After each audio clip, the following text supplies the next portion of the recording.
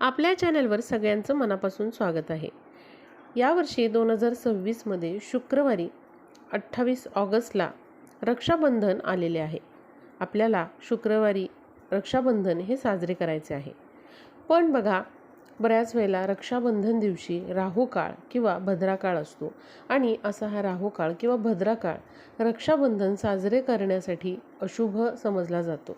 त्यामुळेच बघा, यावर्षी देखील 2026मध्ये 28 ऑगस्ट दिवशी शुक्रवारी राहुकाळ आलेला आहे आणि राहुकाळ हा राखी बांधण्यासाठी, भावाला राखी बांधण्यासाठी किंवा कोणतंही शुभ कार्य करण्यासाठी हा अशुभ काळ समजला जातो।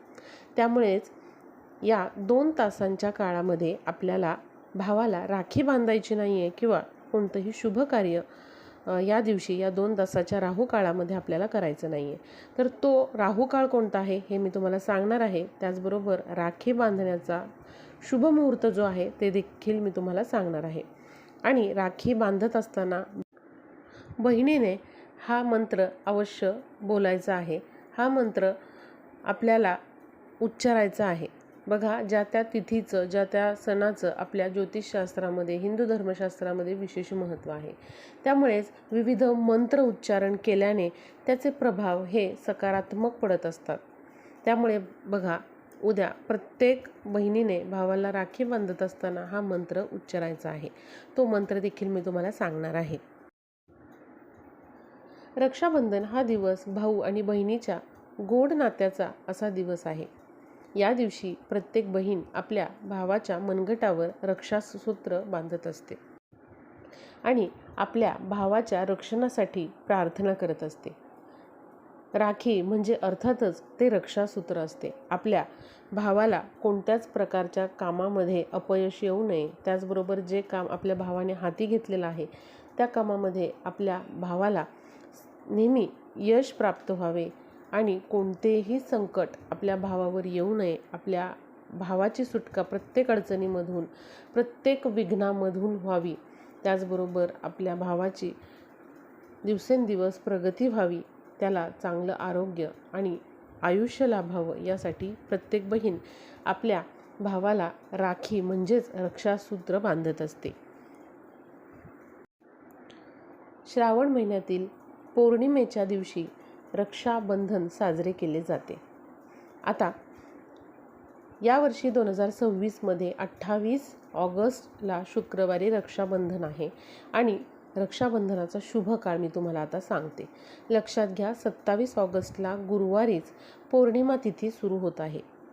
दुपारी 11:11 नंतर गुरुवारी पौर्णिमा तिथी सुरू होत आहे आणि ही पौर्णिमा तिथी संपूर्ण दिवसभर आणि रात्रभर गुरुवारी असणार आहे आणि शुक्रवारी सकाळी 9:48 ही पौर्णिमा तिथी असणार आहे। पण जरी गुरुवारी पौर्णिमा तिथी असली तरी देखील शुक्रवारी उदय तिथीनुसार, म्हणजे सूर्याने पाहिलेल्या तिथीनुसार रक्षाबंधन हे शुक्रवारी 28 ऑगस्टला साजरे केले जाणार आहे। त्यामुळे पहाटे 5:57 ते सकाळी 9:48 रक्षाबंधनाचा शुभ काळ समजण्यात आलेला आहे।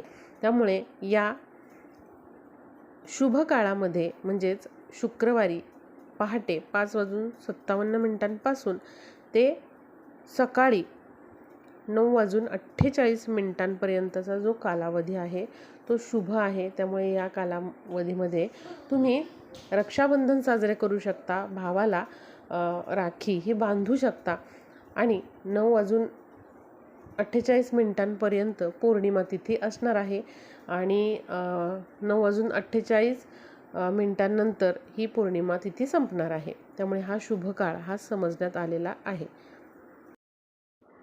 पण जर या शुभ काळामध्ये तुम्हाला राखी बांधणं शक्य नाही तर तुम्ही दिवसभर कधीही भावाला राखी बांधू शकता। कारण बऱ्याच जणांना समजा या वेळेमध्ये शक्य झालं नाही तर ते दिवसभर राखी बांधू शकतात। अगदी संध्याकाळपर्यंत जरी राखी बांधली तरी चालेल। पण 2 तासाचा राहुकाळ मात्र आहे, तो सोडून आपल्याला त्यानंतर कधीही भावाला राखीही बांधता येऊ शकते। तर मी तुम्हाला आता राहुकाळ सांगते, ज्यामध्ये आपल्याला भावाला राखी बांधायची नाही किंवा कोणतंही शुभ कार्य किंवा पूजाविधी हे करायचे नाहीत. तर 28 ऑगस्टला शुक्रवारी सकाळी 10:55 ते दुपारी 12:31 राहुकाळ असणार आहे. त्यामुळे या 2 तासाच्या काळामध्ये आपल्याला भावाला राखी बांधायची नाही आहे किंवा शुभ कार्य करायचं नाही असं म्हटलं जातं. राहुकाळामध्ये जर आपण एखादं शुभ कार्य केलं किंवा जर आपण राखी बांधली रक्षाबंधनची, तर कदाचित आपल्या प्रगतीमध्ये अडथळे येऊ शकतात किंवा भावाच्या प्रगतीमध्ये अडथळे येऊ शकतात किंवा जर आपण या काळामध्ये शुभ कार्य करत असू तर आपल्या त्या कार्यामध्ये अडथळे येऊ शकतात. राहुकाळ हा असा काळ आहे की या काळामध्ये कोणतीही जर आपण गोष्ट सुरू केली तर ती पूर्णत्वाला जात नाही असं समजलं जातं किंवा त्यामध्ये सतत अडथळे येतात असं देखील समजलं जातं. म्हणून राहुकाळ हा अशुभ काळ समजण्यात आलेला आहे. त्यामुळे या 2 तासाच्या काळामध्ये आपल्याला रक्षाबंधन साजरे करायचे नाही, भावाला राखी बांधायची नाही किंवा कोणतंही शुभ कार्य आपल्याला या वेळेमध्ये करायचं नाही. कोणत्याही शुभ कार्याची सुरुवात देखील या वेळेमध्ये आपल्याला करणं टाळायचं आहे. यावर्षी 28 ऑगस्टला रक्षाबंधन दिवशी भद्रा काळ आलेला नाही, म्हणजे 28 ऑगस्टला शुक्रवारी भद्रा काळ नाही. हा भद्रा काळ गुरुवारी 27 ऑगस्टला समाप्त होत आहे. त्यामुळे बघा, कोणत्याही प्रकारचा भद्रा काळ यावर्षी रक्षाबंधन दिवशी शुक्रवारी असणार नाही. फक्त राहू काळ 2 तासाचा असणार आहे. तर संपूर्ण माहिती मी तुम्हाला सांगितलेली आहे. आता बघा, रक्षाबंधन दिवशी बहिणीने कोणता मंत्र म्हणायचा आहे हे मी तुम्हाला सांगते. राखी बांधत असताना बहिणीने किंवा भावाने काळ्या रंगाचे वस्त्र हे परिधान करायचे नाहीत, हे लक्षात घ्या. ड्रेस असेल, साडी असेल महिलांनी, तर ते आपल्याला काळा रंग सोडून दुसऱ्या कोणत्याही रंगाचा ड्रेस तुम्ही वापरू शकता. भावाने देखील काळ्या रंगाचे कपडे हे रक्षाबंधन करत असताना घालायचे नाहीत. आता आपण मंत्र बघूया. येन बद्धो बली राजा दानवेंद्रो महाबलहा तेन त्वाम बिबंधामी रक्षे मा चल. असा हा मंत्र तुम्हाला बोलायचा आहे रक्षासूत्र किंवा राखी बांधत असताना. आणि त्यानंतर भावाचे औक्षण करायचे आहे. भावाचे तोंड हे पूर्वेकडे किंवा उत्तरेकडे असावे, बसायला आसन दिलेले असावे किंवा पाट असावा.